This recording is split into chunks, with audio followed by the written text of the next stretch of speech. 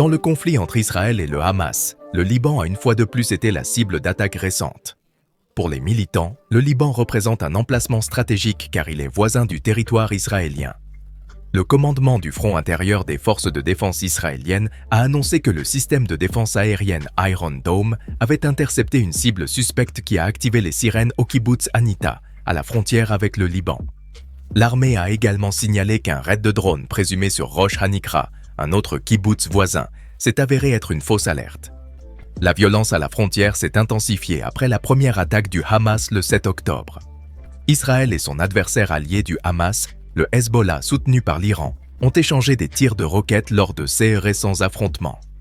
Selon les médias d'État libanais et des sources officielles, le nombre de morts au Liban depuis le début de ces affrontements à la frontière dépasse les 80, en majorité des combattants du groupe armé libanais Hezbollah. À la suite de ces affrontements, Israël a lancé hier une attaque musclée sur le territoire libanais. Analysons ensemble les détails de cette attaque.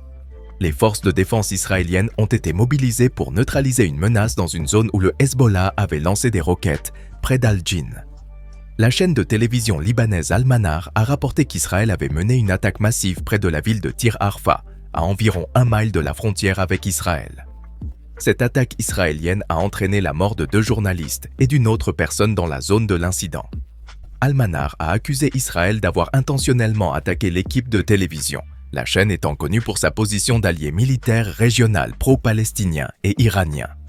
Naïb Mikati, l'actuel premier ministre par intérim du Liban, a dénoncé l'attaque comme une tentative d'Israël de faire taire les médias et a réitéré sa position selon laquelle il n'y a pas de limite aux crimes d'Israël. De son côté, l'armée israélienne a pris acte de la plainte concernant la mort de journalistes suite à des tirs croisés et a mis en garde contre le danger de se trouver dans des zones de conflit. Cette zone est un lieu d'affrontement intense et il est dangereux d'y être. Avant ces incidents, l'armée israélienne avait déclaré qu'elle ne pouvait pas garantir la sécurité des journalistes dans les zones de conflit. Les autorités israéliennes ont tenté de bloquer les sites internet d'Al-Manar et de confisquer le matériel lié à la station. En réponse à l'assassinat des journalistes, le Hezbollah a affirmé avoir ouvert le feu sur une base israélienne de l'autre côté de la frontière. Outre les journalistes, une autre personnalité importante a perdu la vie dans ces attaques. Khalil Al-Karras, chef adjoint de la branche libanaise de l'Union Al-Quds du Hamas, a été tué lors d'une frappe aérienne israélienne dans le sud du Liban en novembre, selon la presse libanaise. Al-Karras est mort lors d'une frappe aérienne contre un véhicule dans lequel il voyageait entre Cheiti et Kilé, au sud de Tyr. Le même jour, 4 personnes ont été tuées dans une attaque israélienne contre un véhicule à environ 11 km de la frontière, près de la ville de Tyr, dans le sud du pays, ont rapporté les médias officiels libanais. Le Hamas a affirmé que l'une des victimes était l'un de ses membres, affirmant qu'il avait été tué alors qu'il exerçait ses fonctions dans le sud du Liban. 2 sources palestiniennes ont indiqué qu'il était un membre de haut rang de la branche armée du Hamas au Liban. Les médias d'État libanais ont également rapporté la mort d'une autre personne âgée lors d'une attaque israélienne le même matin. La violence le long de la frontière israélo-libanaise s'est récemment intensifiée, attisant les craintes d'une guerre plus large au Moyen-Orient qui pourrait impliquer les États-Unis et l'Iran. Il s'agit de l'incident le plus grave depuis la guerre de 2006 entre Israël et le Hezbollah. Plus de 70 combattants du Hezbollah seraient morts, ainsi que 13 civils libanais, 7 soldats israéliens et 3 civils israéliens. Les décès d'hier s'ajoutent à ceux de la cinquantaine de journalistes qui couvraient le conflit entre Israël et le Hamas depuis le 7 décembre. Issam Abdallah, correspondant visuel de Reuters, a été tué dans le sud du Liban. Al-Manar a identifié les journalistes assassinés comme étant Afara Omar et Rabi Al-Mari, tous 2 de la même agence. La 3e victime était Hussein Akil. Certains spéculent que l'armée israélienne pourrait profiter de la trêve dans le conflit avec le Hamas pour frapper plus durement le Hezbollah dans les prochains jours. Cela a accru l'anxiété des Israéliens vivant près de la frontière, qui recherchent des garanties de sécurité et de protection auprès du Hezbollah, à l'instar de ceux qu'ils ont vécu avec le Hamas.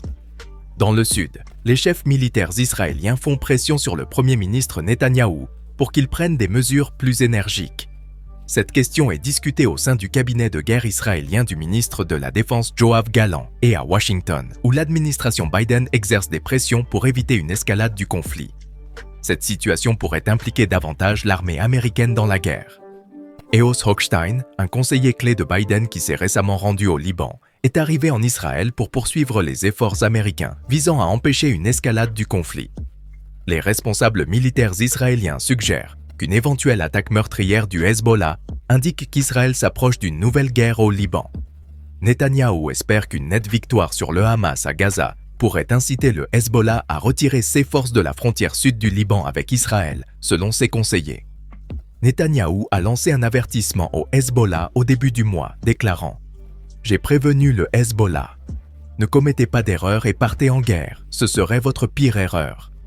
Votre décision marquera le destin du Liban. » Craignant que les attaques mineures du Hezbollah contre Israël ne se transforment en un conflit plus vaste, des dizaines de milliers d'Israéliens de 42 communautés proches de la frontière libanaise ont été officiellement évacués par le gouvernement.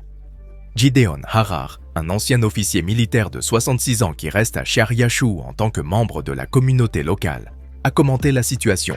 « Je pense que nous avons une occasion unique d'agir sérieusement. Les gens ne reviendront pas par peur. C'est pourquoi nous devons agir maintenant. » Les militants du Hezbollah et du Hamas au sud du Liban ont lancé des roquettes, des mortiers et des drones sur le nord d'Israël, ce à quoi Israël a répondu par des frappes aériennes et d'artillerie. Récemment, le Hezbollah a annoncé avoir lancé 4 missiles plus puissants sur une base israélienne. De plus, une source d'information israélienne a rapporté que l'armée avait subi des dégâts considérables en raison de cette apparente attaque. On estime que plus de 70 combattants du Hezbollah et 10 civils libanais sont morts à la frontière le mois dernier, tandis qu'au cours de la même période, 10 personnes ont été tuées à la frontière, dont 7 soldats israéliens.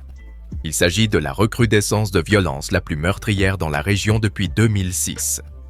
Les responsables israéliens affirment que même si l'invasion israélienne de Gaza a causé de graves dommages aux civils, une guerre avec le Hezbollah pourrait être encore plus dévastatrice.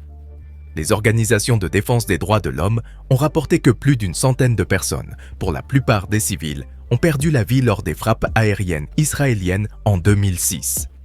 Les missiles israéliens ont causé des dégâts importants dans la plupart des quartiers contrôlés par le Hezbollah à Beyrouth, dont la population dépasse l'ensemble de la bande de Gaza.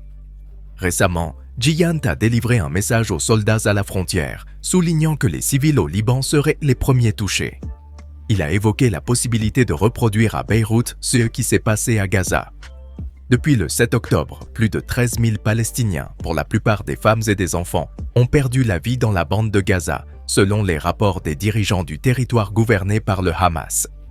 Il n'y a pas de ventilation de ces chiffres entre combattants et civils, et cela n'est pas pris en compte par Israël. La crainte d'un conflit armé dans le sud du Liban a provoqué le départ de plus de 23 000 civils, selon les estimations du gouvernement libanais.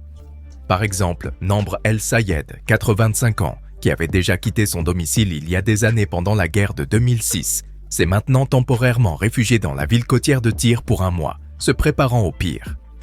Sayed a exprimé sa lassitude face aux guerres et à la répétition des conflits, précisant que personne ne veut de ce scénario. Les responsables israéliens estiment que le Hezbollah possède plus de 150 000 missiles, dont des centaines sont capables d'atteindre des cibles avec précision.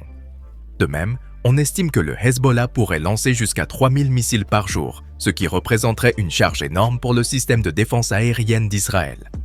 Selon les responsables israéliens, la préoccupation la plus immédiate des habitants du nord d'Israël est la possibilité que des combattants du Hezbollah traversent la frontière avec l'intention d'attaquer des Israéliens. 16 responsables ont signalé le déploiement de milliers de membres du Hezbollah le long de la frontière.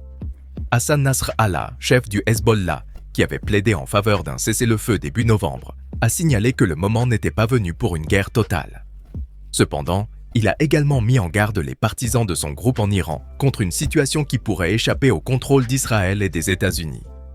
Le message se termine par des remerciements pour l'attention apportée.